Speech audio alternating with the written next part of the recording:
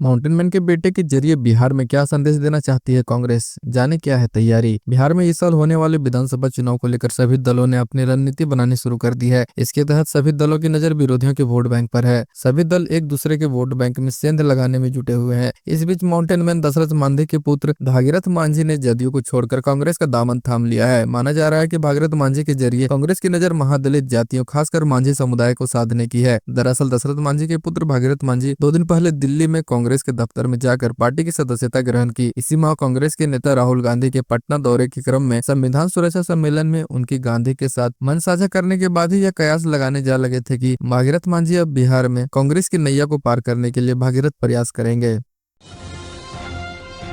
सासाराम में सांसद पर कैमूर में हुआ है हमला, रास्ता जाम करने के विवाद में हुआ बवाल। पैक्स चुनाव में जीत के बाद निकाले गए जुलूस का रास्ता बाधित किए जाने को लेकर गुरुवार को कैमूर के कुदरा थाना क्षेत्र के नाथुपुर में बवाल हो गया। सासाराम सांसद मनोज कुराम की स्कूल प्रबंधन एवं ग्रामीणों के बीच मारपीट, पथराव, तोड़फोड़ एवं फायरिंग हुई, जिसमें मनोज समेत दोनों पक्ष के कुल 4 लोग जख्मी हो गए। आक्रोशित ग्रामीणों द्वारा लाठी डंडे से लैस होकर सांसद मनोज राम और उनके स्कूल को घेर लिया गया। सांसद को बंधक बनाकर हमला किए जाने की खबर जैसे ही डीएम व एसपी को मिली, वह आला अधिकारियों के साथ मौके पर पहुंचे और पुलिस की सुरक्षा में सांसद को बाहर निकालकर इलाज के लिए मोहनिया अनुमंडलीय अस्पताल भेजा, जहां चिकित्सकों द्वारा उनका प्राथमिक इलाज कर भभुआ सदर अस्पताल में रेफर कर दिया गया। सांसद के स्कूल से निकल जाने के दौरान ग्रामीणों द्वारा लाठी डंडा लेकर पथराव करते हुए उनका पीछा भी किया गया। ग्रामीण सांसद एवं उनके परिजनों के ऊपर अपने अंगरक्षक एवं समर्थकों से मारपीट, पथराव एवं फायरिंग करने का आरोप लगाते हुए कार्रवाई की मांग पर अड़े हुए हैं। वहीं सांसद के भाई मृत्युंजय भारती द्वारा ग्रामीणों के ऊपर सांसद एवं स्कूल के कर्मी एवं परिजनों पर हमला करने का आरोप लगाते हुए उनके ऊपर कार्रवाई की मांग की जा रही है।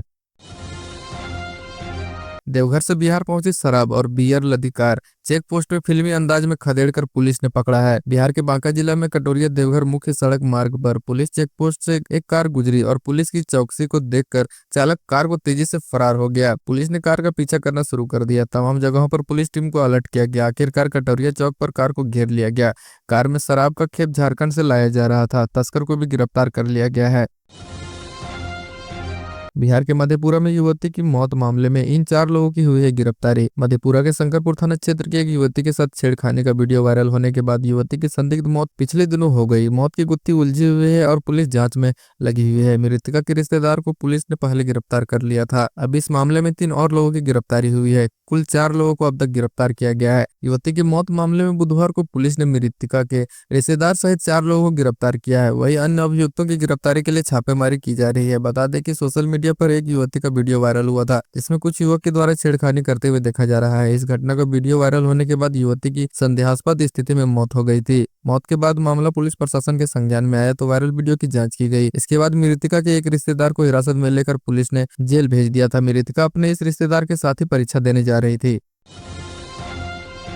नालंदा पुलिस ने लूट की साजिश को किया नाकाम, 6 अपराधी गिरफ्तार। नालंदा जिले के नूरसराय थाना क्षेत्र में पुलिस ने त्वरित कार्रवाई करते हुए 6 शातिर अपराधियों को गिरफ्तार किया है। इन अपराधियों ने बिहटा सर मेरा रोड पर लूट की वारदात को अंजाम देने की योजना बनाई थी। पुलिस ने इनसे अवैध हथियार और कारतूस भी बरामद किए हैं। नूरसराय थाना प्रभारी रजनीश कुमार के नेतृत्व में पुलिस के विशेष वाहन जाँच अभियान चलाया, जिसके दौरान एक सफेद सुजुकी अर्टिगा कार में सवार 5 संदिग्धों को पकड़ा। पूछताछ के बाद पुलिस ने मुख्य आरोपी पृथ्वीराज के घर से अवैध हथियार बरामद किए हैं। पृथ्वीराज और उनके अन्य साथियों पर पहले से भी हत्या के प्रयास लगे हुए हैं। लूट और सार्वजनिक संपत्ति को नुकसान पहुंचाने जैसे संगीन मामलों में गिरफ्तारी भी हो चुकी है।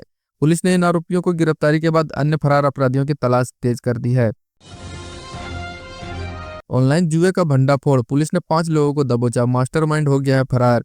पटना जिले के बिहटा में अवैध ऑनलाइन जुआ और सट्टेबाजी का गोरख धंधा तेजी से फल फूल रहा था। पुलिस को जब इस नेटवर्क की भनक लगी तो तत्काल एक विशेष टीम बनाकर छापेमारी की गई, जिसमें 5 लोगों को गिरफ्तार किया गया। यह अवैध धंधा बिहटा थाना से महज 700 मीटर की दूरी पर डोमनिया पुल के पास संचालित हो रहा था। दानापुर डीएसपी पंकज मिश्रा के निर्देश पर पुलिस टीम ने मौके पर धावा बोला।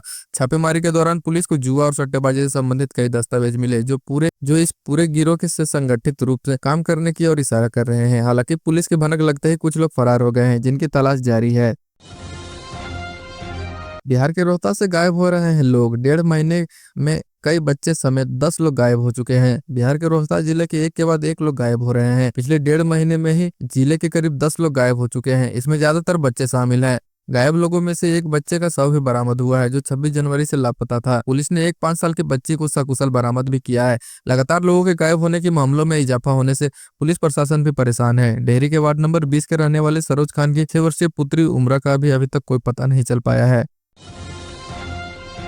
रात के सन्नाटे में धतकी कबाड़ी दुकान, 20 लाख का नुकसान, जांच में जुटी हुई है पुलिस। बिहार के सहरसा जिला में महिषी थाना क्षेत्र के बलुहा बाजार में बुधवार देर रात एक कबाड़ी दुकान में अचानक आग लगने से लाखों की संपत्ति जलकर राख हो गई। आग इतनी भीषण थी कि कुछ ही देर में दुकान में रखा ट्रैक्टर, गैस सिलेंडर समेत कई कीमती सामान जलकर राख हो गए। स्थानीय लोगों ने आग पर काबू पाने की कोशिश की, लेकिन आग की झपटें इतनी तेज थी कि वे असफल रहे। प्रत्यक्षदर्शियों के अनुसार आधी रात के समय दुकान से पहले धुआं निकलता हुआ देखा गया। कुछ ही देर में आग इतनी तेज से फैली कि आसपास के लोग डर से सहम गए। दुकान मालिक अजहर शाह ने बताया कि वे पिछले कई सालों से इस जगह पर कबाड़ का कारोबार कर रहे थे, लेकिन इस आग ने उनकी पूरी जमा पूंजी को नष्ट कर दिया है। सूचना मिलने के बाद दमकल विभाग की टीम मौके पर पहुंची। शुरुआत में महिषी थाना और जलई थाना क्षेत्र की 2 दमकल गाड़ियां आग बुझाने में जुटी, लेकिन आग को विकराल रूप देखते हुए वो लोग बुझा नहीं पाए। कड़ी मशक्कत के बाद आखिरकार आग पर नियंत्रण पाया गया, लेकिन तब तक दुकान का अधिकतर सामान जलकर नष्ट हो चुका था। अभी जेल में ही रहेंगे बाहुबली अनंत सिंह, जमानत याचिका खारिज।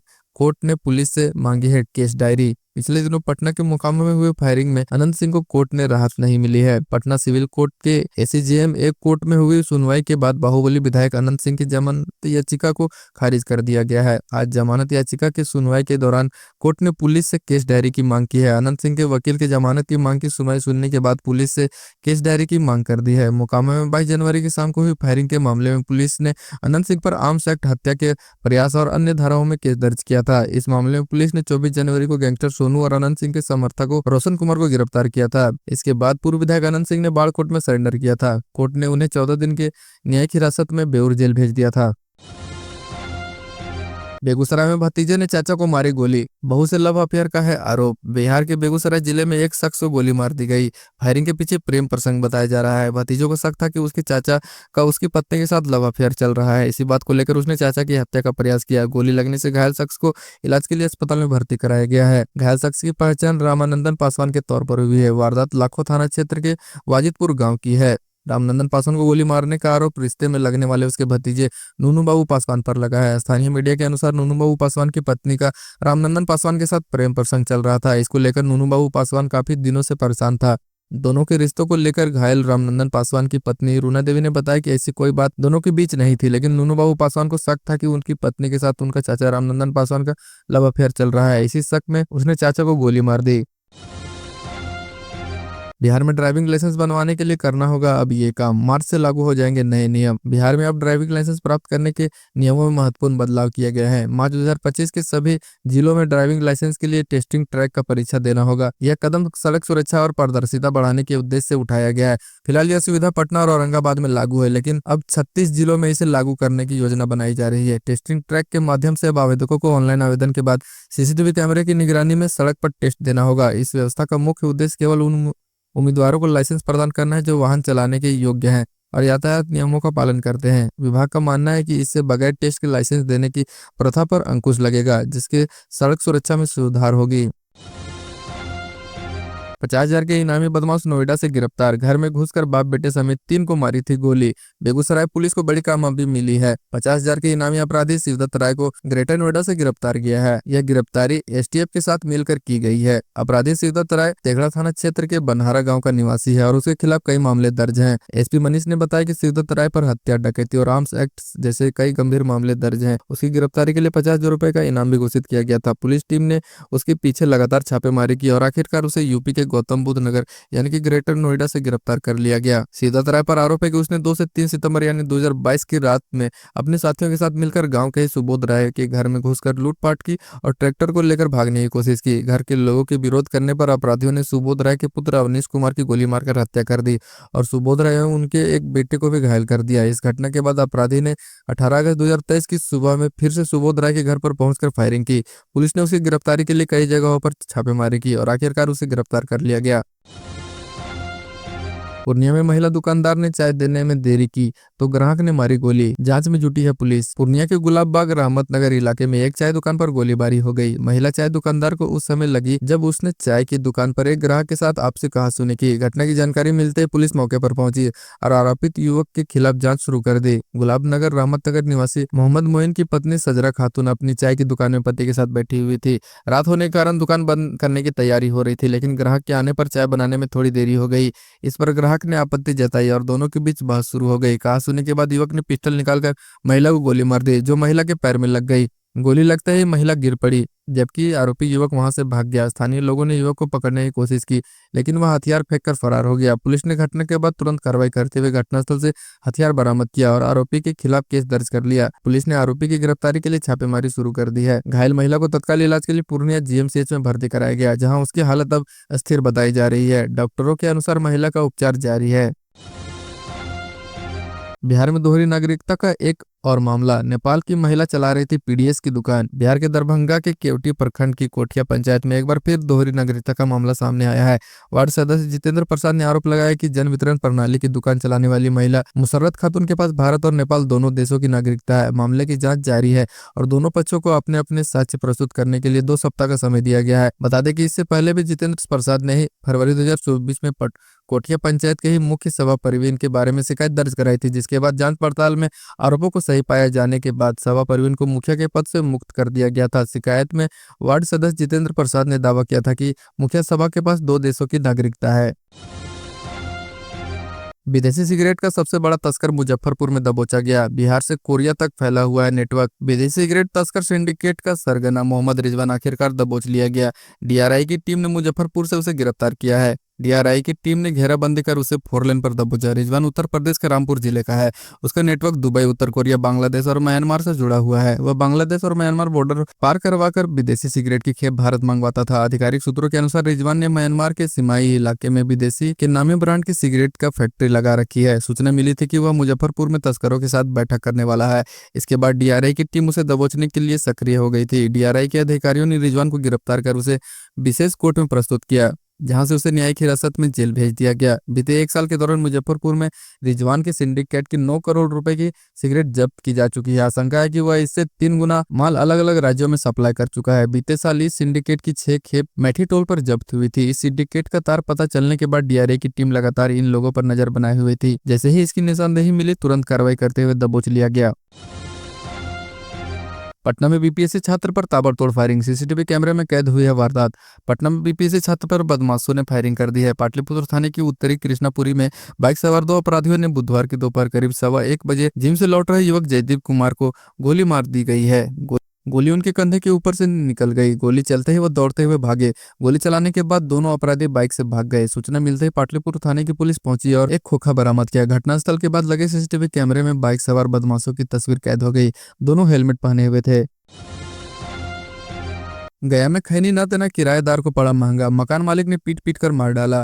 गया जिले के मुफस्सिल थाना क्षेत्र के भुंडूसा बालापर मोहल्ले में बुधवार की देर शाम मकान मालिक ने खैनी नहीं देने पर गुस्से में किराएदार को आंगन में ईंट से कूच कर मार डाला। मृतक की पहचान रामचंद्र प्रसाद सिन्हा के 35 वर्षीय पुत्र राजू प्रसाद सिन्हा के रूप में की गई है। स्थानीय थाने की पुलिस ने घटना के बाद त्वरित कार्रवाई करते हुए आरोपी डब्लू मिस्त्री को घटनास्थल से गिरफ्तार कर लिया। जानकारी के अनुसार मृतक राजू सिन्हा और टेनी शादी विवाह के मौके पर हलवाई का काम करता था। वह मूल रूप से गया शहर के ब्राह्मणी घाट का रहने वाला था। इधर छापेमारी के क्रम में आरोपी डब्लू मिस्त्री को मझौली गांव के समीप से गिरफ्तार कर लिया गया।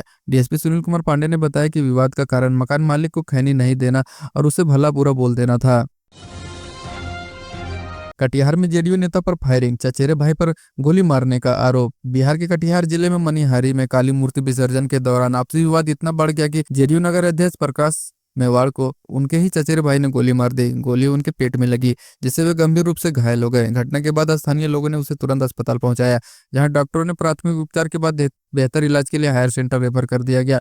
प्रत्यक्षदर्शियों के मुताबिक विसर्जन जुलूस के दौरान प्रकाश मेवाड़ और उनके चचेरे भाई मृत्युंजय मेवाड़ के बीच कहासुनी हुई। देखते ही देखते मामला गर्मा गया और मृत्युंजय ने पहले हवा में फायरिंग की और फिर सीधे प्रकाश मेवाड़ पर गोली चला दी। गोली लगते ही वहां अफरा तफरी मच गई और आरोपी मौके से फरार हो गया। घायल प्रकाश मेवाड़ ने बताया कि उनका और आरोपी का लंबे समय से आपसी विवाद चल रहा था। मूर्ति विसर्जन के दौरान इसी मुद्दे पर फिर से झगड़ा हुआ और गुस्से में आकर मृत्युंजय ने उन पर गोली चला दी।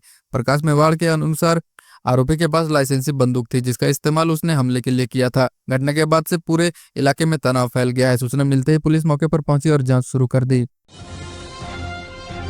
फर्जी प्रेस और पुलिस स्टिकर वाले वाहनों पर चलेगा प्रशासन का डंडा, डीजीपी ने दिए हैं सख्त निर्देश। बिहार के पुलिस महानिदेशक यानी कि डीजीपी विनय कुमार ने वाहनों पर प्रवेश और पुलिस का फर्जी स्टिकर लगाकर प्रभाव जमाने वाले के खिलाफ कड़ा रुख अपनाया है। अब ऐसे वाहनों की सुक्षमता से जांच की जाएगी और दोषी पाए जाने पर कड़ी कार्रवाई की जाएगी। पुलिस विभाग ने सभी जिलों के अधिकारियों को इस संबंध में स्पष्ट निर्देश जारी किए हैं। डीजीपी द्वारा जारी आदेश में कहा गया कि कई वाहन मालिक अपनी गाड़ियों पर पुलिस, प्रेस या आर्मी जैसे शब्द लिखवाकर उसका गलत फायदा उठा रहे हैं, जबकि उन गाड़ियों से संबंधित विभाग में जुड़ा कोई व्यक्ति सवार नहीं होता है। इस असामाजिक तत्वों को अपराध के अंजाम देने को मौका मिल रहा है। आदेश के तहत सभी पुलिस अधिकारियों को निर्देश दिया गया कि ऐसे वाहनों की सघन जांच की जाए जो यातायात नियमों के साथ साथ अन्य कानूनी कार्रवाई सुनिश्चित की जाए। यह कदम अपराध और असामाजिक गतिविधियों पर लगाम लगाने के उद्देश्य से उठाया गया है। दीघा में अतिक्रमण हटाने गई पुलिस पर पथराव, मजिस्ट्रेट की गाड़ी क्षतिग्रस्त। दीघा थाना क्षेत्र इलाका है, फ्लाईओवर के नीचे अतिक्रमण हटाने गई टीम पर बुधवार को लोगों ने पथराव कर दिया। लोगों ने हंगामा करते हुए अभियान में शामिल मजिस्ट्रेट की गाड़ी को भी क्षतिग्रस्त कर दिया। पथराव में 5 पुलिसकर्मी घायल हो गए। बोलेरो का शीशा भी टूट गया। पथराव होते ही भगदड़ मच गई। घटना की जानकारी मिलते ही मौके पर दीघा थाने के अलावा अन्य थानों की गाड़ियां भी पहुंची। हाईकोर्ट के आदेश के बाद मजिस्ट्रेट, नगर निगम कर्मी और पुलिस अतिक्रमण हटाने गए थे। गजेंद्र के बयान पर दीघा थाने में केस दर्ज किया गया है। दीघा थानेदार ब्रजकिशोर कुमार ने बताया कि पुलिस ने 5 उपद्रवियों को हिरासत में लिया है। अन्य असामाजिक तत्वों की पहचान करने में पुलिस जुटी हुई है। भागलपुर में 2 फाइनेंस कर्मियों को अपराधियों ने गोली मारकर किया घायल। झंडापुर थाना क्षेत्र की बगड़ी पुल के पास बुधवार सुबह 8 बजे 2 फाइनेंस कर्मियों को अपराधियों ने गोली मारकर जख्मी कर दिया। दोनों फाइनेंस कंपनी के कर्मियों ने बाइक वाले को किस्त वसूली के लिए बगड़ी पुल पर रोका था। दोनों पक्ष के लोगों में कहासुनी हुई। बाइक सवार अपराधियों ने दोनों कर्मियों को गोली मार दी। घायलों की पहचान बिहपुर थाना सोनवर्षा के स्वर्गीय कौशल कुमार के पुत्र बिक्की और झंडापुर के स्वर्गीय कार्य चौधरी के पुत्र राहुल कुमार के रूप में की गई है। बिक्की को मुंह और राहुल को पेट में चोट लगी है। सूचना मिलते ही घटनास्थल पर बिहुपुर थानाध्यक्ष राहुल कुमार ठाकुर पुलिस बल के साथ वहां पहुंची और दोनों घायलों को इलाज के लिए मायागंज अस्पताल भागलपुर भेज दिया। चिकित्सकों ने प्राथमिक उपचार के बाद दोनों को बेहतर इलाज के लिए पीएमसीएच पटना रेफर कर दिया। घटना की सूचना मिलने पर नवगछिया एसपी प्रेरणा कुमार, एसडीपीओ ओम प्रकाश सहित कई पदाधिकारी घटनास्थल पर पहुंचकर जांच की। एसपी ने कहा कि झंडापुर थाना की पुलिस सूचना मिलने पर पहुंची और स्थानीय लोगों की मदद से दोनों को इलाज के लिए अस्पताल पहुंचाया गया। मुजफ्फरपुर से महाकुंभ गए थे पुण्य कमाने, सोने घर में हो गई है चोरी। कुंभ स्नान करने गए रेलवे कर्मी रंजन महतो के बंद घर से 2.5 लाख कैश समेत 7.5 लाख रुपए का सामान चोरों ने समेट लिया। वारदात ब्रह्मपुरा थाना क्षेत्र के डेरा गांव रोड नंबर 4 की है। पुलिस आसपास के घरों के सीसीटीवी फुटेज को देखकर आरोपियों की पहचान कर रही है। रंजन रेलवे के पार्सल कार्यालय में कार्यरत है। 27 जनवरी को वे परिवार समेत महाकुंभ में गए हुए थे। ब्रह्मपुरा के डेरा गाँव स्थित मकान में ताला बंद था। रिश्तेदार बिमला देवी बुधवार सुबह जब टहलने गई तो ताला टूटा देखा। मकान में गई तो कमरों में ताले लटके हुए थे। उन्होंने स्थानीय लोगों को इस बारे में बताया। पुलिस भी पहुंची और छानबीन की। बिमला ने बताया कि घर उनके भाई के साले का है। कल रात में घर में चोरी हुई है। पूर्व वार्ड पार्षद हरिओम कुमार ने बताया कि इस इलाके में स्मैकर और असामाजिक तत्वों का डेरा जमता है। आए दिन यहाँ चोरियां होती रहती हैं। उन्होंने रंजन से फोन पर बात की। उन्होंने कहा कि 2.5 लाख रुपए कैश व 5 लाख से अधिक का सोना और चांदी भी ज्वेलरी रखी हुई थी, सब चोरी हो गई। घर के मालिक वापस लौट रहे हैं। जिस समय बात हुई वे लोग बनारस में हैं।